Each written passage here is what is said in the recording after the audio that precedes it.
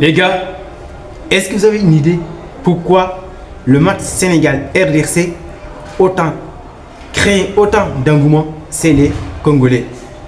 Pourquoi il y a trop de hype autour de ce match? Voilà l'une des raisons pour lesquelles les Congolais n'arrivent toujours pas à dormir à cause de ce match. Mesdames et messieurs, si vous tombez sur la première page de cette vidéo, n'oubliez surtout pas de cliquer sur la cloche notificatoire pour ne manquer aucune de mes prochaines vidéos. On commence directement à évoquer ces raisons. Pour moi, voici les raisons pour lesquelles il y a trop d'engouement. Les Congolais n'arrivent pas à dormir. Ils n'ont que ce sujet-là. Match RDC Congo à Kinshasa. Parce que hier, j'ai écouté pas mal de podcasts congolais, pas mal de Congolais, et ils sont très inquiets par rapport à ce match. Parce que voici les raisons pour moi qui poussent ces Congolais à créer autant d'engouement autour de ce match. Premièrement, les deux gardiens n'ont pas de club.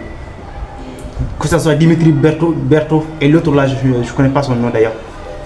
Ils n'ont pas de club. L'autre là que je ne connais pas son nom, je crois que lui il s'entraîne quelque part avec je ne sais pas, une association qui a été créée par la Fédération française de football. Où les joueurs qui n'ont pas de club jouent là-bas, s'entraînent là-bas en attendant de trouver le club. C'est là-bas où ils s'entraînent. Dimitri Bertov, lui, il n'a pas de club. Le gars qui est titulaire de l'équipe de la RDC. On redescend au niveau bien sûr de la... On redescend au niveau de la défense centrale.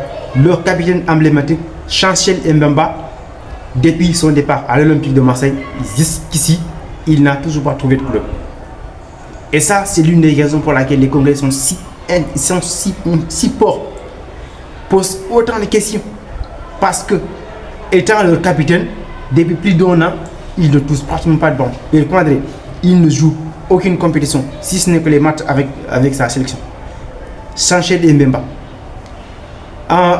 L'autre latéral, comment il s'appelle? Arthur Masuaku, lui aussi, pareil, il n'a pas de club.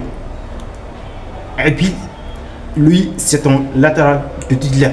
On le connaît tous, ceux qui ont regardé la Coupe d'Afrique. Masuaku, c'est l'un des éléments de cette équipe congolaise. Parce qu'il a souvent été présent dans ce 11 de la RDC. Au niveau du milieu de terrain, il y a Théo Bongonda. Il y a évidemment Charles Piquet. Vous le connaissez, ceux qui regardent évidemment cette équipe de la RDC. Lui aussi, les deux sont toujours souvent présents dans ce 11 de la RDC. Tous ces deux-là n'ont pas de club. Au niveau du milieu de terrain et de l'attaque, il y a Simon Banza qui n'a toujours pas de club. Il est toujours du côté de Braga, mais il n'a pas de club parce qu'il ne s'entraîne pas avec Braga. Il y a aussi beaucoup de joueurs, j'ai oublié de citer leur nom, tous leurs noms. Mais voici l'une des raisons pour laquelle les Congolais ont si peur. Hier, j'ai écouté l'une des émissions je ne sais pas, un podcast de la part des Congolais et ils en ont parlé. Ils ont parlé de ce match et ils sont très inquiets. Rien qu'à l'idée de savoir que le Sénégal va jouer ses œufs, sachant que pratiquement leur 11 de départ, la moitié de leur 11 n'a pas de club. Les gars, vous vous rendez compte de cette dinguerie de la part des Congolais. Franchement, je n'aimerais pas être à votre place. Parce que si on se réfère sur tout ce que vous avez dit avant ce match-là, parce que les Congolais, ils n'ont qu'à parler de ce sujet. Ils nous chambraient tout le temps. Ils nous chambraient matin et soir. Sénégal, RDC, Sénégal. On vous taper à Kinshasa. On va vous fêcher. Déjà, ils ont peur. Ils ont peur parce que simplement, leur joueur, la moitié de leur 11 est sans club ou ne s'entraîne pas, ne compétit pas. Ce qui signifie que la RDC, vous avez un sérieux problème. Les Congolais, sachez que on ne se moque pas du Sénégal. On ne se moque pas du Sénégal. Retenez bien cette date-là. Cette date qui va venir. Le jour où le Sénégal va se déplacer à Kinshasa. Vous allez regretter tous vos propos. Tout ce que vous avez dit sur nous. Je sais que vous avez une bonne équipe. Faites-vous pour trouver une bonne équipe. Faites tout pour trouver une bonne équipe compétitive qui peut évidemment contrecarrer les plans de cette équipe du Sénégal. Parce que nous, on sait c'est notre équipe. Et, d'ores et déjà, arrêtez. Arrêtez vos blagues, arrêtez vos paroles, arrêtez vos chambrasses. Parce qu'on sait tous que nous, les Sénégalais, on ne parle pas. On est timide dans notre temps.